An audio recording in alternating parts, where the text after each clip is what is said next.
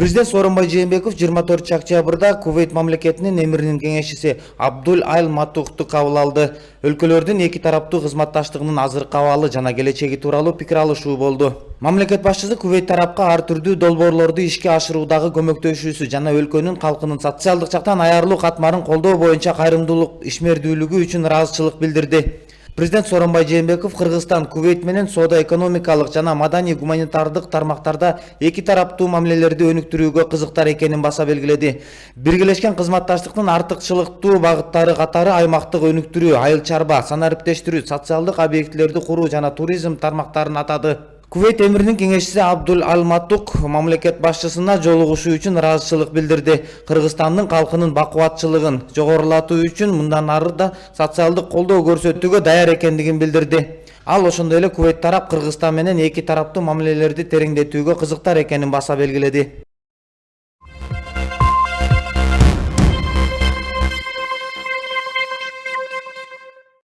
Президент Сооронбай Жээнбеков мамлекеттик каттоо кызматынын 10 жылдык юбилеи менен куттуктады. Мамлекет башчысынын куттуктоосун бүгүн 25 октябрда президенттин аппаратынын жетекчисинин биринчи орун басары Алмаз Кененбаев Токтогул Сатылганов атындагы Кыргыз улуттук филармониясында өтүп жаткан салтанаттуу иш-чарада окуду. Урматтуу мекендештерим, быйыл Кыргыз Республикасынын мамлекеттик каттоо кызматынын түзүлгөнүнө 10 жыл толду. Барыңыздарды бүгүнкү майрамыңыздар менен чын жүрөгүмдөн куттуктайм. Бул мезгил ичинде мамлекеттик каттоо кызматы татаал жолду басып өтүп, калктын бирдиктүү рейстерин тескеген, көрүнүктүү мамлекеттик органдардын бирине айланды. Маалыматтарды эсепке алууну автоматташтырып, элге кызмат көрсөтүүнүн бирдиктүү системасын түздү. Жарандар төрөлгөндөн тартып жашоосунун аягына чейинки негизги маалыматтар камтылган бирдиктүү маалыматтар базасын калыптандырды. Элге ыңгайлуу кызмат көрсөтүү аркылуу мамлекеттик каттоо кызматы калк менен өтө тыгыз иштеген мамлекеттик орган болуп калды. Каттоо кызматы калкты биометрикалык каттоо боюнча улуттук өнөктүктү жүргүзүү иштерине олуттуу салым кошту. Шайлоочулардын сапаттуу электрондук тизмесин түзүү менен өлкөбүздө демократияны өнүктүрүү ишине чоң көмөк көрсөттү. Каттоо кызматы мындан ары кызмат көрсөтүүлөрдүн сапатын туруктуу жогорулатууга, республиканын бардык региондорунда калкты тейлөө борборлорун жайгаштырууга, санарип технологияларга негизделген тейлөө моделин киргизүүгө тийиш. Каттоо кызматынын эмгек жамааты мамлекеттик каттоо системасын андан ары өркүндөтүү, жаңы инновациялык ыкмаларды киргизүү, кызмат көрсөтүүлөрдүн сапатын жогорулатуу боюнча маселелерди ийгиликтүү чечет деп терең ишенем. Мамлекеттик каттоо кызматынын кызматкерлери, сиздерди дагы бир ирет 10 жылдык мааракеңиздер менен куттуктайм. Баарыңыздарга ден соолук, узун өмүр, бакыт таалай каалайм. Өлкөнүн өнүгүүсү үчүн жасап жаткан ишиңиздер ийгиликтүү болсун.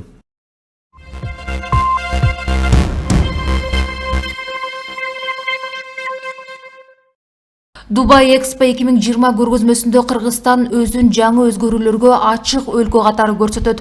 Бул тууралуу Бириккен Араб Эмиратынын Дубай шаарында Экспонун эл аралык катышуучулар департаментинин башчысы Андре Доурада менен болгон жолугушууда Кыргызстандын вице-премьер-министри Замирбек Аскаров билдирди. Иш сапарынын алкагында Замирбек Аскаров 4,38 гектар жерде ээлеген Экспо 2020 аянтында болуп, анда Кыргыз Республикасы үчүн курулуп жаткан павильонду көрдү. Дубай Экспо 2020 көргөзмөсүнүн уюштуруучулары Кыргызстанды 2 кабаттуу павильон менен камсыз кылууда. 200 шарчы метрди ээлеген биринчи кабатындагы аянтчада көргөзмө стендтер жайгашса, экинчи кабатты 2 тараптуу жолугушууларды өткөрүүчү кеңсе катары курулат. Ошондой эле Андре Доурада өлкөгө көрсөтүлө турган кызмат жана шарттар тууралуу айтып берди. Жакынкы чыгышта биринчи жолу өткөрүлүп жаткан Экспо биздин катышуучуларга жаңы рекордду ачып, жаңы кызматташууга мүмкүнчүлүктөрдү жаратат деп ишенебиз. Бул иш-чарага дүйнө жүзүнөн миллиондогон көрүүчүлөр келип, алар Экспонун катышуучулары өлкөлөрдүн, ошону менен бирге Кыргызстандын маданияты, каада салты, тарыхы, экономикасы, жетишкендиктери менен тааныша алат, деди Андре Доурада.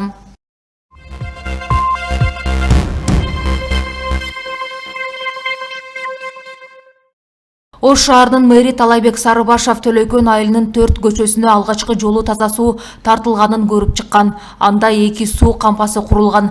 Бирок толук кандуу оңдолгон эмес. Курулуш иштеринин сапатына ичи жылыбаган кала башчысы тийиштүү кызматтын жетекчилерин каттуу сындады. Технадзор сизге караштыбы, силер уксуздук. Эмнеге карайт анасы? Экөө бар. Базарга барган пакетти көтөрүп алып жүрөт. Көрсөтө албай атат. Эмес. Алып келбейсизби? Не көрсөтө албай атасыз? Алып келиң бери. Генплан көрсөтсүң. Каяктар эми?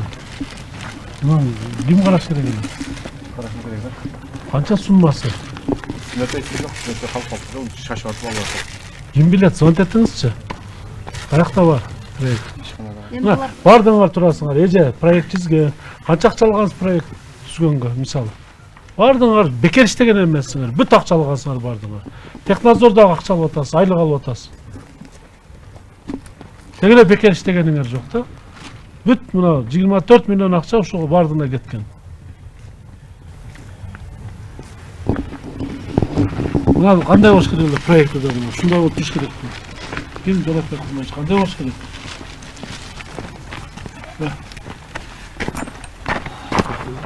Кандай болуш керек? Ушундай засыпасы болот.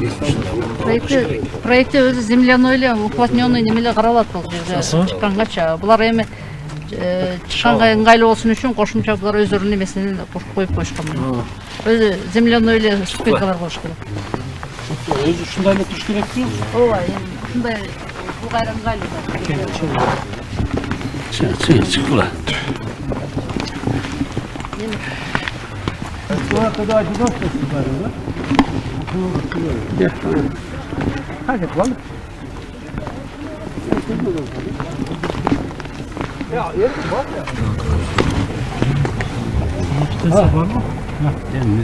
Кандай болуш керек мына айтыңыз? Сиздердин талабыңар. Бир эле курулганбы? Эми болот. Эми болот.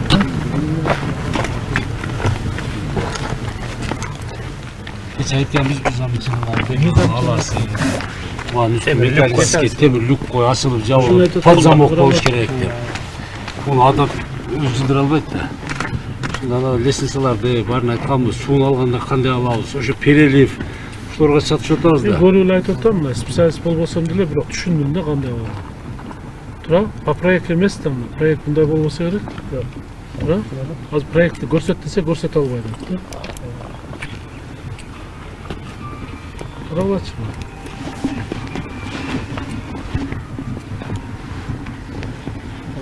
Мен ана кирип эле карооканаңардын крышаңардан уже бердим. Мына көрбөй туруп уже баа бердим да бул жагы.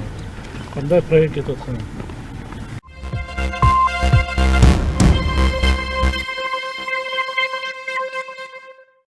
Бишкек шаарында уурулукка шектелип 35 жаштагы эркек киши кармалды. Бул тууралуу шаардык ички иштер башкармалыгынын басма сөз кызматы билдирди. 1-май райондук ички иштер бөлүмүнө 7-октябрда жашоочу арыз менен кайрылган. Анын айтымында белгисиз адамдар 6-октябрда саат 16:30 чамасында Садыгалиев көчөсүндө токтоп турган гольф үлгүсүндөгү унаасынын айнегин талкалап, 16 000 сомго бааланган Redmi үлгүсүндөгү телефонун уурдап кетишкен. Бул факт жазык кодексиндеги 200 берене боюнча кылмыштар жана жоруктардын бирдиктүү реестрине катталган. Милиция кызматкерлеринин издөө иштеринин жүрүшүндө шектүү катары 1981 жылы туулган Жаран кармалып убактылуу кармоочу жайга киргизилди. Учурда шектүүнүн ушул сыяктуу башка кылмыштарга тиешесин текшерүү үчүн кошумча тергөө иштери жүрүп жатат деп айтылат милициянын билдирүүсүндө.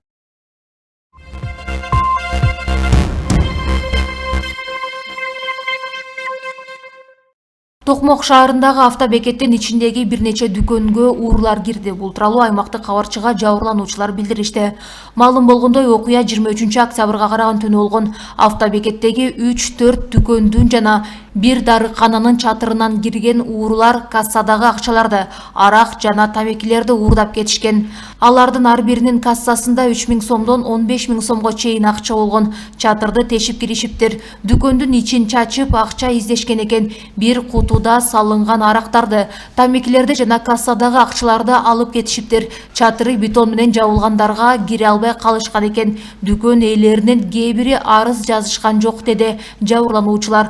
Токмок шаарынын тургундары уурулар күч алганын, мындай фактылар күндө катталып жатканын билдиришти.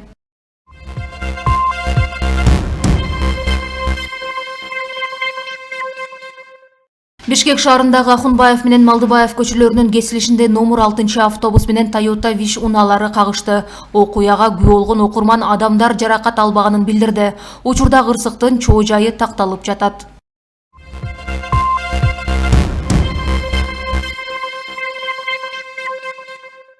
Базар Коргон районунун Базар Коргон айыл өкмөтүндө 3 гектардагы таштанды өрттөндү.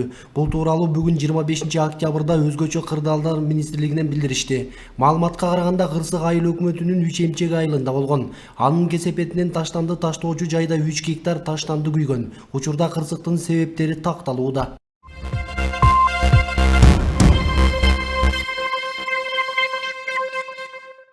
Кечээ 24 октябрда Баткен районунда унаа кырсык катталды. Бул тууралуу жол кыймылынын коопсуздугун камсыздоо бөлүмүнөн билдиришти.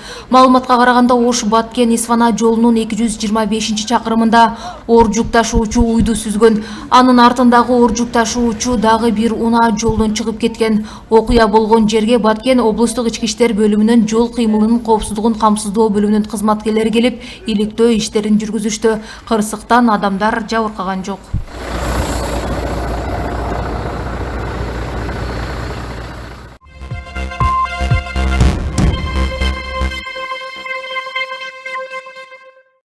Токмокто эгиз уулдарды төрөгөн эненин бир баласы чарчап калды. Бирок буга жаш келин ишенбейт. Себеби экөөнү тең колуна алып эмгизгенин айтат. Ал эми дарыгерлер чарчап калган ымыркайдын сөөгүн өлүкканада деп ата-энеге көрсөткөн эмес. Бул тууралуу жабыркаган келин кайда барып акыйкат издээрин билбей укук коргоочу Рита Карасартовага кайрылган. Токмок шаарынын ооруканасынан эгиз 2 уул төрөгөм. 1,5 суткадан кийин бирөөсүн температура болуп жатат деп алып кетишип, 1 сааттан кийин чарчап калды деп коюшту. Эмне болуп чарчаганын сурасак түшүндүрүп бере албай коюшкан. Милиция чакырып дагы баланы ала албай койдук. Ошону менен мен баланы көрбөй калдым. Моргто деп алдап коюшуптур. Эртеси жолдошума баланы больницанын ичинен эле алып чыгып беришиптир. Эмне болуп чарчаганын билели деп вскрытияга бергенбиз. Корутундуда ичтен өлүп төрөлгөн бала болуп чыкты. Менин балам тирүү төрөлүп, эмчек эмип жанымда жаткан. Бизге берген бала менен менин баламдын рост, вес, окружность головы, окружность груди баары тең дал келген жок. Ошонун баарын көрүп билип туруп, биздин милициялар эч чара көрбөй жатышат. Барбаган, кайрылбаган жерибиз калган жок деп кат жазган укук коргоочуга. Жаш эненин айтымында анын баласын аборт кылынган балага алмаштырып салышкан. 8 айдан бери чындык таппай жүргөнүн айтып өксүйт. Мен жүрөгүм менен сезип жатам, балам тирүү, бирөөнүн колунда чоңоюп жатат, дейт айласын таппаган эне.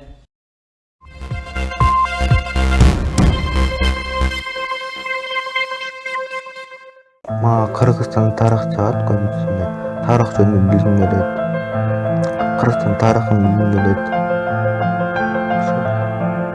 Адабият как сам адабият окугум келет. Кыргызстан адабиятын, математикадан кичине жакшыраакмын. Элдик медиа сайтынын элдик жардам көрсөтүүсүнүн бүгүнкү берүүсүндө 18 жаштагы Жуманазардын оор тагдыры болмокчу. 2-класстан баштап басуу жөндөмүнөн ажырап, учурда ден соолугуна байланыштуу арабада олтурууга аргасыз. Жуманазардагы башкалардай өз буттары менен жер үстүндө кадам шилтеп, алдыга кең келечек курсам дейт.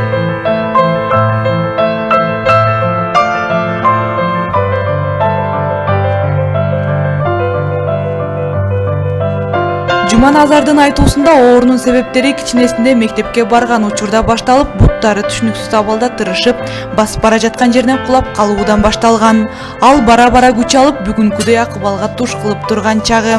Ал эми Жуманазар үйдө эч ким жокто, өзү чай коюп ичип, ата-эне бир туугандарына оорчулук жараткысы келбейт.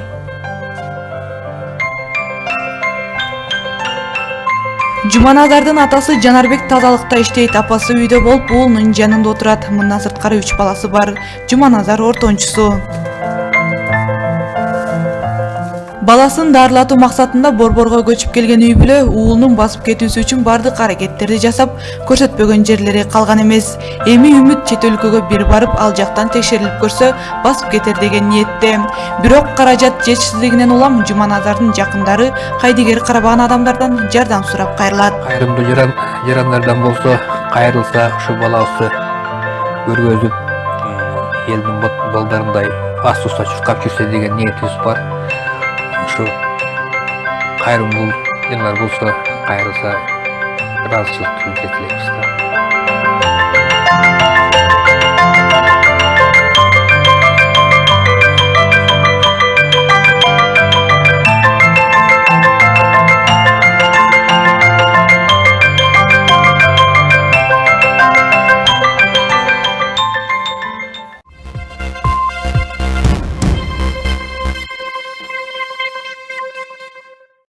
Бишкекте Toyota Wish унаасынын айдоочусу жол чийинден жөө жүргүнчүнү учура сүздү.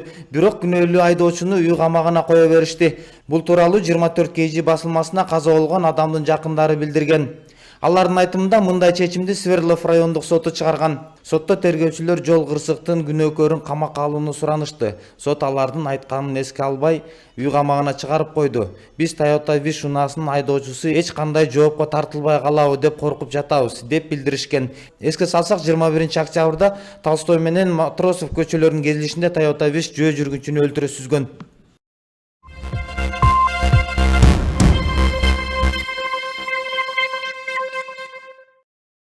Республикалык клиникалык жугуштуу оорулар ооруканасына бир сутка ичинде 313 бейтап кайрылган. Алардын ичинен 248 жаш балдар. Бул тууралуу Саламаттык сактоо министрлигинен билдиришти. Кайрылгандардын 103 ооруканага жаткырылган. Алардын 93 жаш балдар. Курч мүнөздөгү ичеги карын инфекциялары менен 87 адам кайрылса, 53 ооруканага жаткырылып, 34 бейтапка амбулатордук жардам көрсөтүлгөн. Курч мүнөздөгү вирустук инфекциялар менен 51 адам кайрылган. Алардын 16сы ооруканага жаткырылды деп айтылат маалыматта.